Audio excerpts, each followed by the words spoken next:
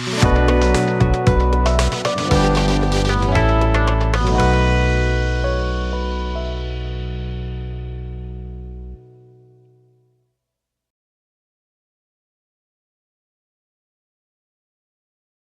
বন্ধুরা, আমি চিত্রিতা, আপনাদের হোস্ট বিয়ন্ড সানডের আরো একটা এপিসোড নিয়ে আমি চলে এসেছি।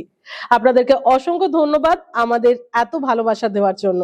কিন্তু কিছু বন্ধু রয়েছেন যারা আমাদের ভিডিওগুলো দেখছেন কিন্তু এখনো আমাদেরকে সাবস্ক্রাইব করেননি। তাই আপনাদেরকে অনুরোধ করব আমাদের চ্যানেলটিকে সাবস্ক্রাইব করে আমাদেরকে মোটিভেট হতে সাহায্য করুন, যাতে আমরা আরো সুন্দর সুন্দর এপিসোড করতে পারি আর আরো সুন্দর সুন্দর গেস্ট নিয়ে আসতে পারি। আজকে আমাদের সঙ্গে একজন বিশেষ অতিথি রয়েছে, আর তার নাম বলবার আগে আপনাদেরকে বলতে চাই তার জীবন কোনো একটা গল্পের বইয়ের থেকে কম নয়। কারণ তিনি নিজে একজন ব্রাহ্মণ ঘরের সন্তান এবং সেখান থেকে ছিলেন হচ্ছে ডিফেন্সে। সেই সকল কিছু ছেড়ে, তার পরিবারকে ছেড়ে তিনি শুধু খ্রিস্টের প্রেমে নিজেকে উজাড় করে দিয়েছেন। আর দীর্ঘ 56 বছর তিনি মিনিস্ট্রিতে রয়েছেন। তিনি যে শুধুমাত্র ঈশ্বরকে গ্রহণ করেছেন তাই নয়, কিন্তু অনেক মানুষকে তার শীর্ষ তৈরি করেছেন এবং আমাদের অ্যাসেম্বলিজ অফ গড চার্চের একটি হিস্টোরিক্যাল নেম। কারণ তার মাধ্যমে আমাদের বিভিন্ন চার্চ পায়োনিয়ারিং হয়েছে এবং বিভিন্ন মানুষ বিশ্বাসে এসছে। কি আপনারা অবাক হচ্ছেন তো? এমন কার কথা আমরা বলছি? নামটা গেস করুন তো। আর যদি গেস করে ফেলেন তাহলে কমেন্ট সেকশনে অবশ্যই লিখে জানান। আর একটুও সাসপেন্স ক্রিয়েট না করে, সময় নষ্ট না করে আমাদের অতিথির সঙ্গে চলুন আলাপ করে নিই। অশেষ ধন্যবাদ আঙ্কেল আমাদের এই শোতে আসবার জন্য। আর আজকের বিশেষ অতিথি সম্পর্কে অনেক গল্প তো আগেই আপনাদের বলেছি, আমরা শুনবো আজকে। আর আঙ্কেল, বিশেষ করে আমি চাই আমাদের নতুন যে বন্ধুরা হয়তো আজকে তোমাকে প্রথম দেখছে, তাদের জন্য যদি তোমার একটু অতীত জীবন সম্পর্কে বলো, যে তোমার প্রভুতে আসার আগের জীবন কেমন ছিল। তোমরা জানতে চেয়েছো আমার অতীত সম্পর্কে। আমার যারা পরিচিত তাদের কথায় it is very very checkered. I don't know whether it is checkered or not, but আমি যখন প্রভুতে আসি 1970 সাল, তখন আমি প্রভুতে আসি এক ঘটনার মধ্যে দিয়ে। আমি নিশ্চয় কোনো এক সময় তোমাদের কাছে, আমি তুমিই বলছি, আমি তোমাদের কাছে এই ঘটনার কথা উল্লেখ করব। 1970 সালে রেভারেন্ড ডিপি রায়চৌধুরী, আচার্য দেবীপ্রসাদ রায়চৌধুরীর তত্ত্বাবধানে আমি কলকাতা পাকসাকাসার বেথেল চার্চে আমি খ্রিস্টের সঙ্গে সম্পৃক্ত হই।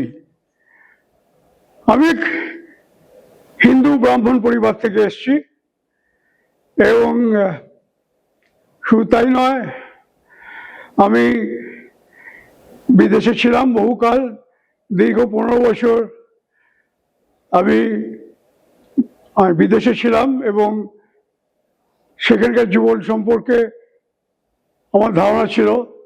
যে সময় আমি কলকাতা ফিরে এসেছি তখন এখানকার জীবন সম্পর্কে, জীবন ধারণ সম্পর্কে আমার সেরকম কোনো ধারণা ছিল না। কিন্তু ওই যে বললাম, এক ঘটনার মধ্যে দিয়ে আমার প্রভুতে আগমন, প্রভুতে সম্পৃক্ত হওয়ার প্রয়োজন হয়ে পড়েছিল এবং সেখান থেকে আমি আজ এই দীর্ঘ 56 বছর আমি তার সঙ্গে যুক্ত আছি। আমি যখন খ্রিস্টে সংযুক্ত হই তখন আমি কলকাতায় যে সমস্ত, বিশেষ করে জাহাজি কোম্পানি, মেরিন কোম্পানি, ওদের সঙ্গে সংযুক্ত যে সমস্ত কোম্পানিগুলো আছে সেই কর্পোরেটে কাজ করতাম। আমি কলকাতায় এক কোম্পানি ছিল হিমালয় শিপিং বলে, আমি সেখানে কাজ করেছি। আমি পাকশির ওপরে এপিজে হোটেল যাদের, সেই এপিজে সুরেন্দ্র নামে তাদের জাহাজ কোম্পানি, সেখানে কাজ করেছি। আরও কয়েকটি ছোট ছোট জায়গায় আমি কাজ করেছি। কিন্তু সেই সময় আমার যারা বন্ধু বান্ধব ছিল, বিকেলবেলায় আমাদের কিছু করার ছিল না। বিকেলবেলা সকলে আমরা থিয়েটার রোডে একটা হোটেলে গিয়ে সেখানে আমরা আড্ডা মারতাম। হোটেলটার নাম কেনিনওয়াথ, হয়তো অনেকে জানা আছে। এই কেনিনওয়াথ হোটেলে একটা সুন্দর লন ছিল, আর লনে সুন্দর জায়গা ছিল, ছাতা লাগানো। আমরা বন্ধু বান্ধবরা কেউ কোনো কোম্পানির ডিরেক্টর, কেউ কোনো কোম্পানির ইভেন মালিক, তা আসতো এবং আমরা 6-7 জন সেখানে আমরা প্রত্যেক সন্ধ্যাবেলা আমরা সেখানে গল্প গুজব করতাম। মজার কথা হচ্ছে, আমি দীর্ঘদিন বাইরে থাকা সত্ত্বেও, প্রায় 15 বছর বাইরে থাকা সত্ত্বেও আমি টোটাল টিটোটালার। আমি জীবনে কোনোদিন স্মোক করিনি। I never tried to taste what is tobacco like. আমি একসময় অল্প অল্প কখনো কখনো ড্রিঙ্ক করেছি, কি সে ছেড়ে দিয়েছি অতদিন আগেই। আর তারপর হঠাৎ মনে করলাম, I'm wasting my time. Why would I spend my evening here? সেখানে অন্য জায়গা আছে কি না লেখাপড়া করা যায়। আমি তখন রেভারেন্ড ডিপি আইচৌধুরীর সান্নিধ্যে, তার ইচ্ছায়, এবং তিনি বিভিন্নভাবে শিক্ষা দিয়েছেন খ্রিস্ট যিশু সম্পর্কে, আমি তখন খ্রিস্টকে গ্রহণ করেছি নিজের ব্যক্তিগত ত্রাণকর্তা ও মুক্তিদাতা হিসেবে। আমি এটা বলছি 1970 সালের কথা। আমি প্রভু যিশুকে গ্রহণ করার পর আমি বাড়িতে গিয়ে আমার বাবাকে বললাম, মাকে বললাম যে আমি খ্রিস্ট ধর্ম গ্রহণ করেছি। বাবা খুব উদার মনের মানুষ ছিলেন। বাবা বললেন, বড় হয়েছ, বুঝতে শিখেছ, যেটা ভালো সেটাই করেছ। আর মা বললেন, তুমি আমাদের বড় ছেলে, মুখে আগুন দেওয়ার অধিকারটা হারিয়ে ফেলে। আমি বললাম, মা, আমি তোমাকে বলে বোঝাতে পারবো না, আমি তার চেয়ে বড় অধিকার পেয়েছি। মা কিছু বললেন না, চোখে আঁচল চাপা দিয়ে মা ঘর থেকে বেরিয়ে গেলেন। বুঝতে পারলাম দুঃখ হয়েছে, ব্যথা পেয়েছেন, কিন্তু কিছু করার ছিল না। কারণ প্রভুকে আমি আমার ত্রাণকর্তা মুক্তিদাতা বলে গ্রহণ করেছি, যখন তাকে যখন স্বীকার করেছি, আমার জীবনে যখন তাকে গ্রহণ করেছি, তখন তাকেই প্রথম স্থান দিতে হবে। কে বাবা, কে মা বাইবেলের হিসাবে পড়ে, আর যেমন গেছে প্রভু যিশু।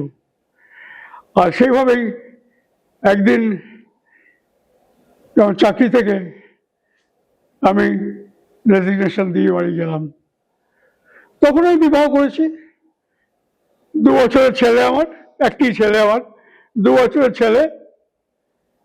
আমার ওয়াইফকে এসে বললাম, আমি চাকরি থেকে রিজাইন করেছি।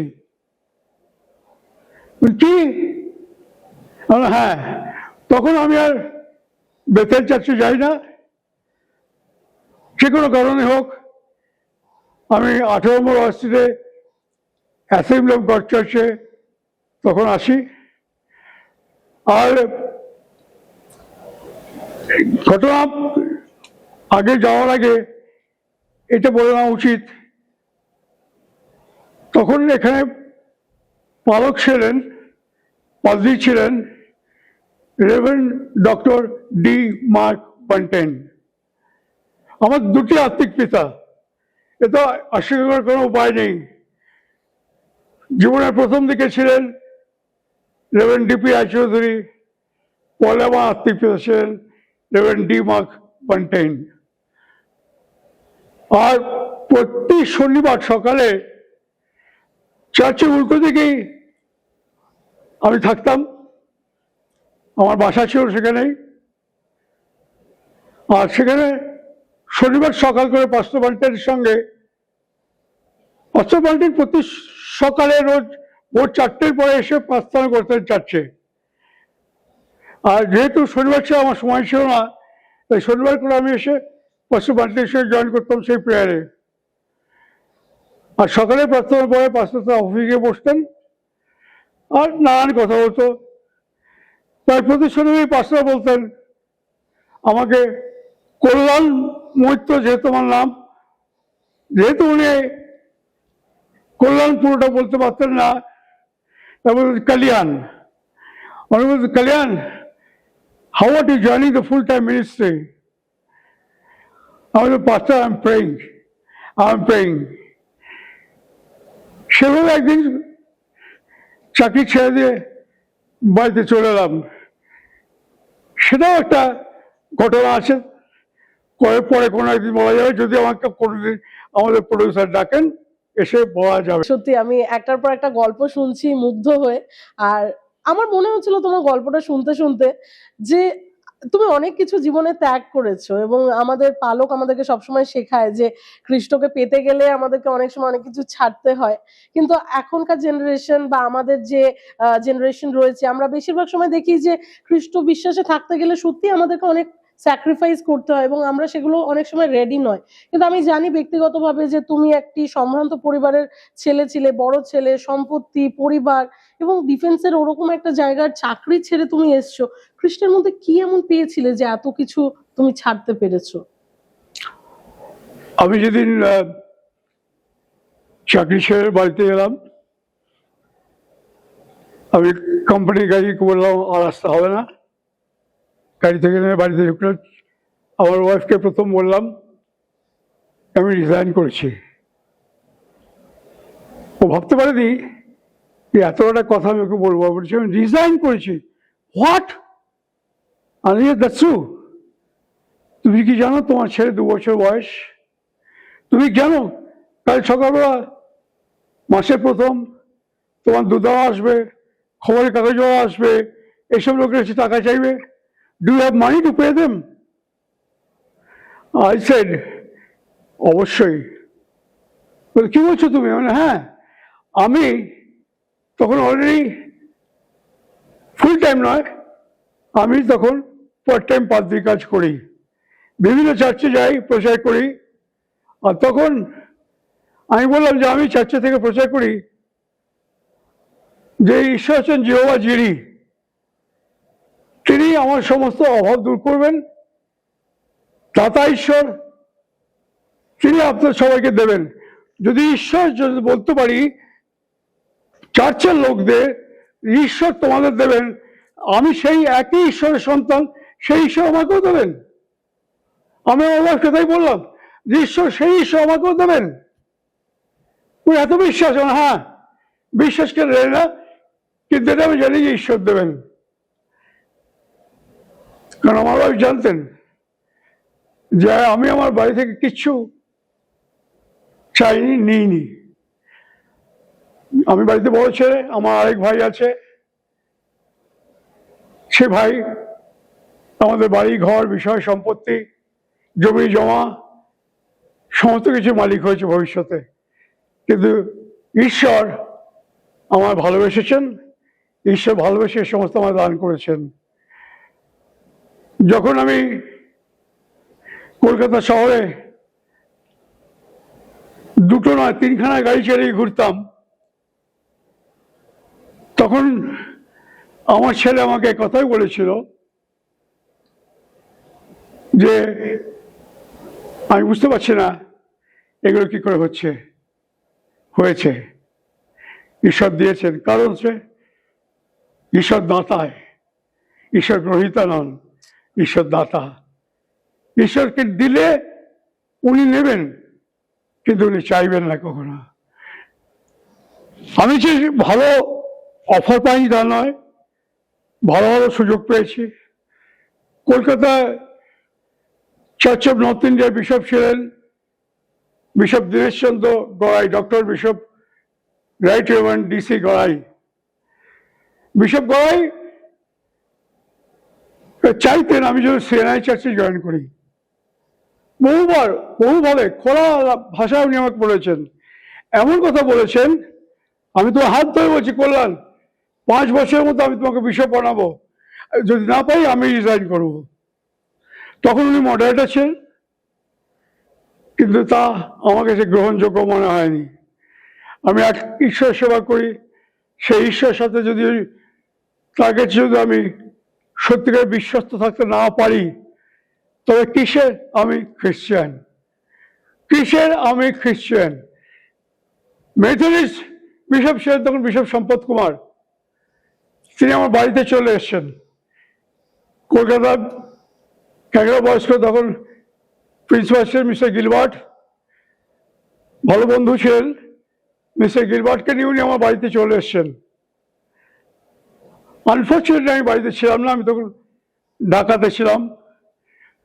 আমার ওয়াইফ বললো, বিশপ আমার হাজব্যান্ড তো নেই, তবে শুনেছি ও আজকে রাত্রে ফিরবে।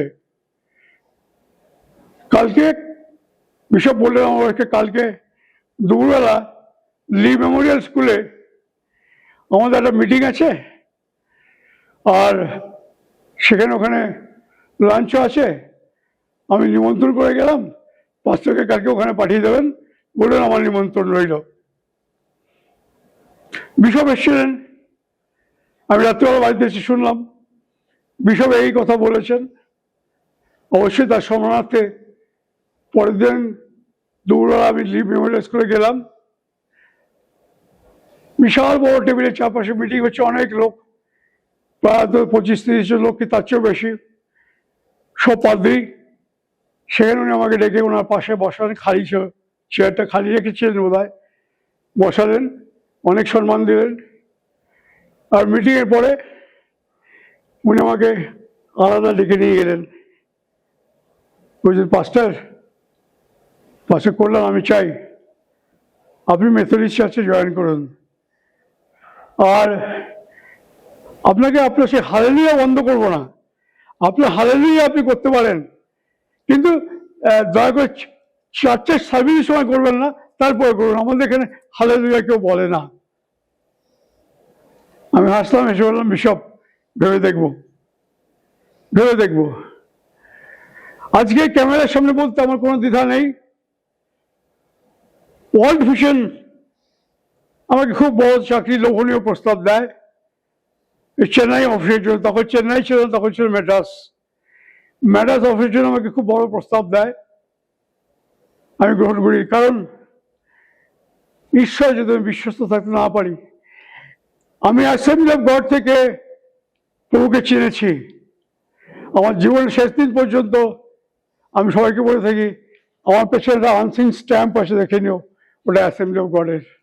থ্যাংক ইউ আঙ্কেল এটা বলার জন্য, কারণ আমরা সত্যি মানে অ্যাসেম্বলিজ অফ গডে আমরা যারা রয়েছি, আমাদের বিশ্বস্ততা ঈশ্বরের পরে যদি কারোর উপর থাকে আমাদের মিশনের প্রতি।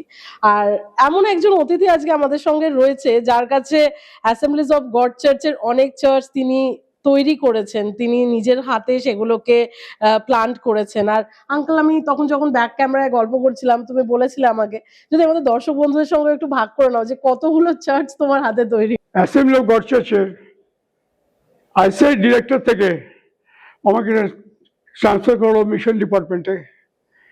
এই মিশন ডিপার্টমেন্টে আসার পর আমার কাজ ছিল বাইরের চার্চগুলো, যেটাকে বলা হয় আউটরিচ চার্চ, সেই সমস্ত চার্চের অ্যাডমিনিস্ট্রেশন। আর ছিল আউটরিচ স্কুল, বর্ণাকুলা স্কুল যেগুলো, সেই স্কুলগুলোর অ্যাডমিনিস্ট্রেশন।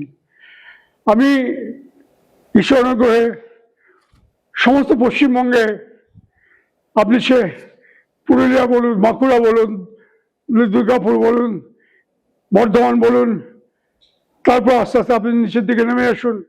একবার তো আমাদের বীরভূম ডিস্ট্রিক্টে আমি কোনো চার্চ এখনো করতে পারিনি, বা ঈশ্বর করতে দেননি, যে কোনো কারণে হোক, ঈশ্বর হয়তো ইচ্ছা নেই তাই হয়নি।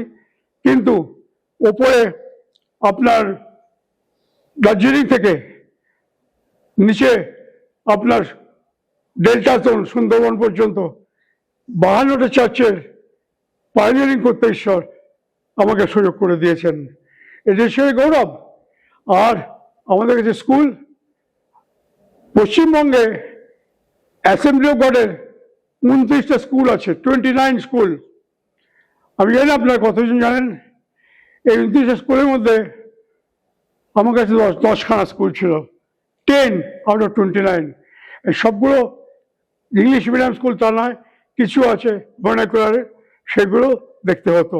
সুতরাং এই কাজগুলো করতে দীর্ঘ 30 বছর ঈশ্বর আমাকে সুযোগ করে দিয়েছে।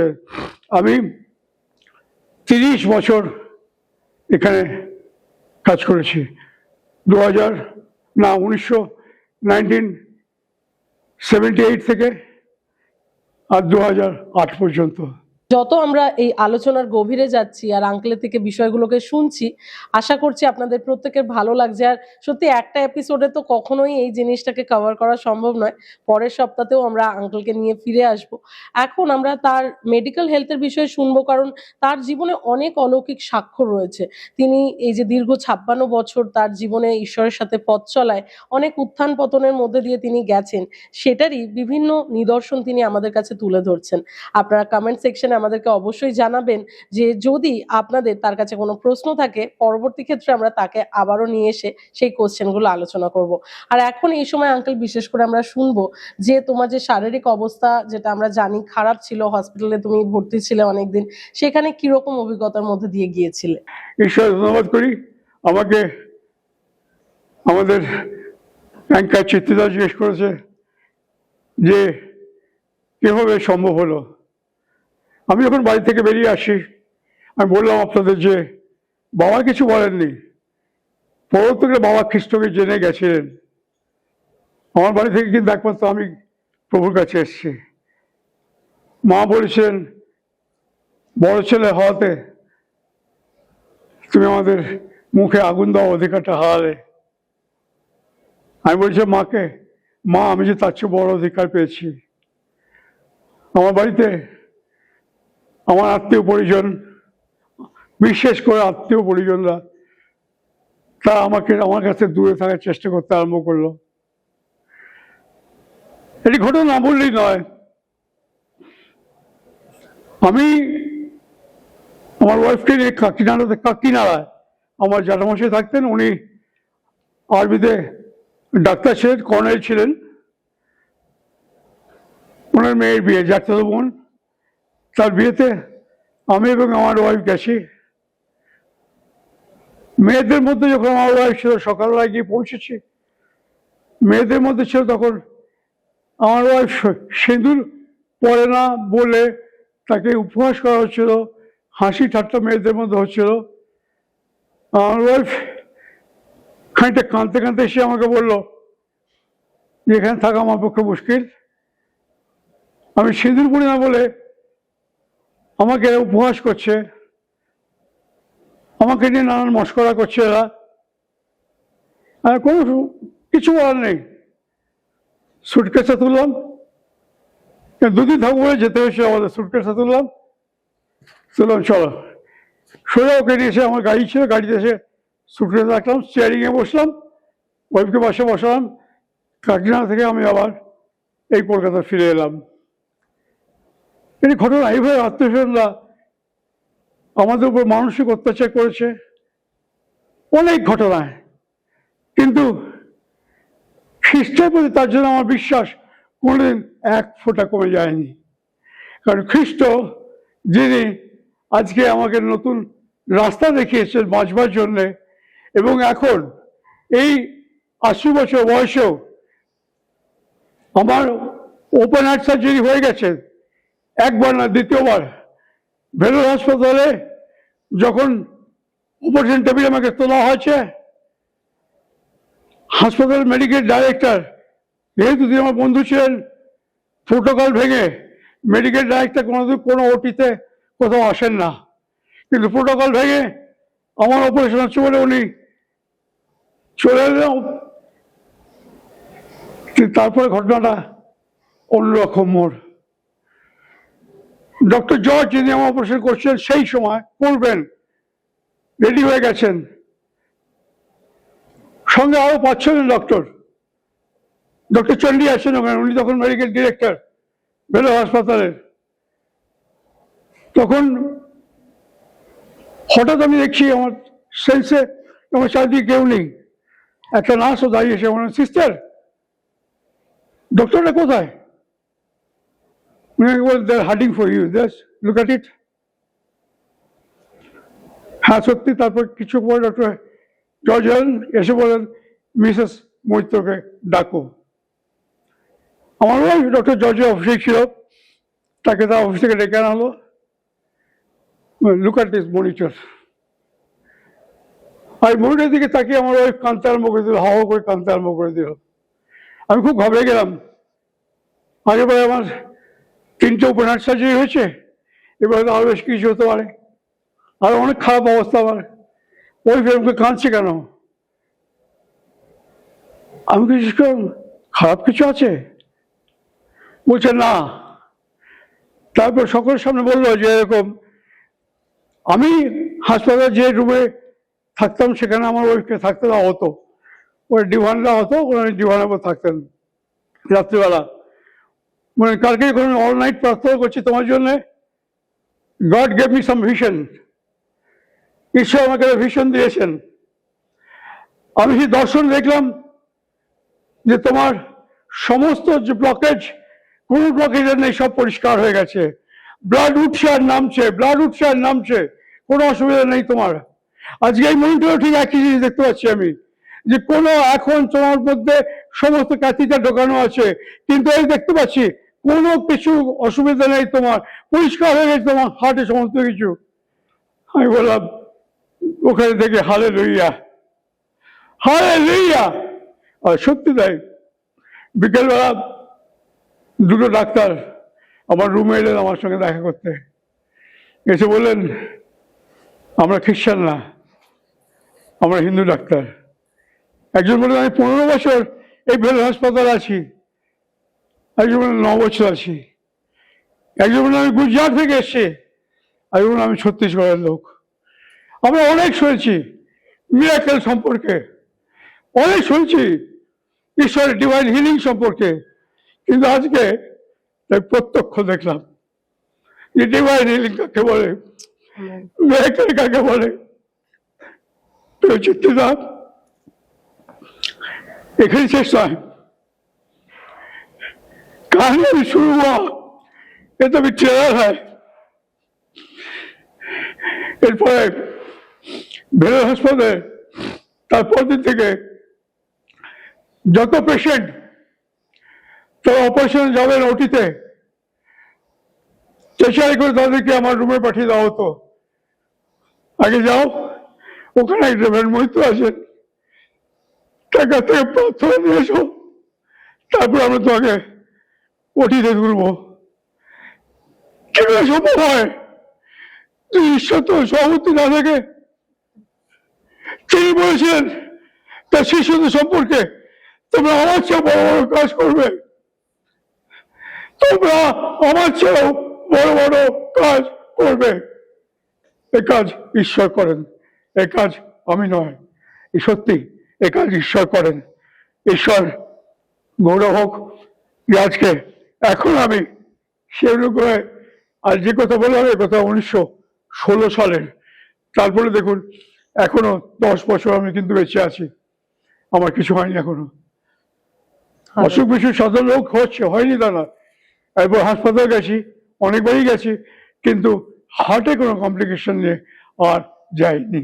একটা ইমোশনাল ব্যাগেজের মধ্যে দিয়ে আমিও ছিলাম, আর তোমার এই সাক্ষ্যের মাধ্যমে সেটার মধ্যে থেকে কাটিয়ে উঠলাম। খুব ভালো লাগলো, ঈশ্বরের একটা উপস্থিতি আমরা এই মুহূর্তে স্টুডিওতে যেন অনুভব করছি। কিন্তু পাস্টার, অ্যাকচুয়ালি শুধুমাত্র আমাদের আজকের এপিসোড নয়, কিন্তু আমরা চাই যে তোমাকে নিয়ে আরো একটা সপ্তাহ ফিরে আসতে। তার কারণ আমাদের এই চ্যানেলের যিনি ওনার রেভারেন্ড ডক্টর সুদীপ দাস, তার একটি বিশেষ পরিচয় তোমার সাথে রয়েছে। আর আমি যদি খুব ভুল না হই, তোমার ছেলের স্কুলের বন্ধু সে, তাই তো? আর কত বছর তাকে ছোট থেকে দেখছো তুমি, তো তার সম্পর্কে অনেক নিশ্চয়ই গল্প রয়েছে। এখন তিনি দেশে বিদেশে বিভিন্ন জায়গাতে প্রচার করছেন, তিনি একজন বড় মাপের পালক, কিন্তু তাকে একদম ছোটবেলায় তুমি দেখেছো, অনেক দুষ্টুমি হয়তো রয়েছে। তো সেই বিষয় নিয়ে কি আমরা পরের সপ্তাহে তোমার সাথে ফিরে আসতে পারি? নিশ্চয়ই, অবশ্যই। অশেষ ধন্যবাদ আঙ্কেল, আর আপনাদেরকেও অশেষ ধন্যবাদ আমাদের সঙ্গে এতটা সময় থাকার জন্য। আর একদম অবশ্যই আমাদেরকে লাইক করবেন, শেয়ার করবেন আর সাবস্ক্রাইব করবেন। আপনাদের বন্ধু বান্ধবের সঙ্গে এই ভিডিওটাকে ভাগ করে নেবেন।